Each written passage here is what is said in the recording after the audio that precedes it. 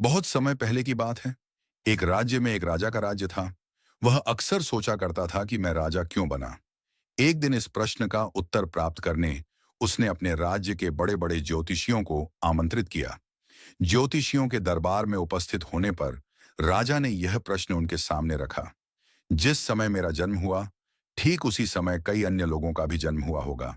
उन सब में मैं ही राजा क्यों बना? इस प्रश्न का उत्तर दरबार में उपस्थित कोई भी ज्योतिषी नहीं दे सका। एक बूढ़े ज्योतिषी ने राजा को सलाह दी कि राज्य के बाहर स्थित वन में रहने वाले एक महात्मा कदाचित उसके प्रश्न का उत्तर दे सके। राजा तुरंत उस महात्मा से मिलने वन की ओर निकल पड़ा। जब वह महात्मा के पास पहुंचा तो देखा कि वह अंगारे खा रहे हैं। राजा घोर आश्चर्य में पड़ गया, किंतु उस समय राजा की प्राथमिकता अपने प्रश्न का उत्तर प्राप्त करने की थी। इसलिए उसने इधर उधर की कोई बात की बिना अपना प्रश्न महात्मा के सामने रख दिया।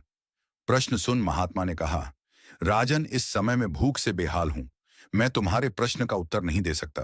कुछ दूरी पर एक पहाड़ी है, उसके ऊपर एक और महात्मा तुम्हें मिलेंगे। वे तुम्हारे प्रश्न का उत्तर दे देंगे। तुम उनसे जाकर मिलो। राजा बिना समय व्यर्थ किए पहाड़ी पर पहुंचा।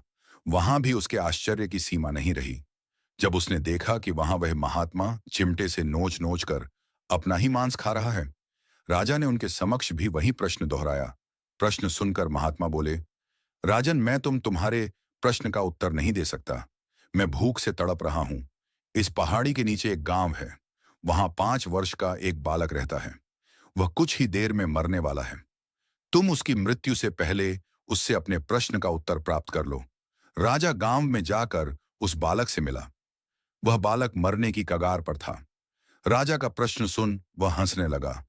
एक मरते हुए बालक को हंसता देख राजा चकित रह गया, किंतु वह शांति से अपने पूछे गए प्रश्न के उत्तर की प्रतीक्षा करने लगा। बालक बोला, राजन, पिछले जन्म में मैं, तुम और वो 2 महात्मा जिनसे तुम पहले मिल चुके हो, भाई थे। एक दिन हम सभी भाई भोजन कर रहे थे कि एक साधु हमारे पास आकर भोजन मांगने लगा। सबसे बड़े भाई ने उससे कहा, अगर अपना भोजन मैं तुम्हें दे दूंगा तो मैं क्या अंगारे खाऊंगा? साधु ने तथास्तु कहा और आगे बढ़ गए। और आज वह अंगारे खा रहा है। साधु जब दूसरे भाई के पास गए तो दूसरे भाई ने कहा कि मैं अपना भोजन तुम्हें दे दूंगा, तो मैं क्या अपना मांस नोच कर खाऊंगा? साधु उसे भी तथास्तु बोल आगे बढ़ गए और आज वह अपना ही मांस नोच कर खा रहा है।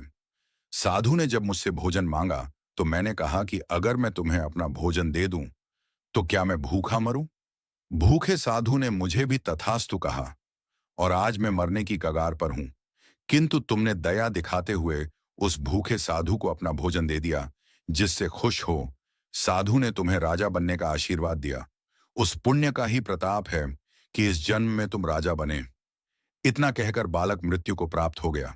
राजा को अपने प्रश्न का उत्तर मिल चुका था। वह अपने राज्य की ओर चल पड़ा।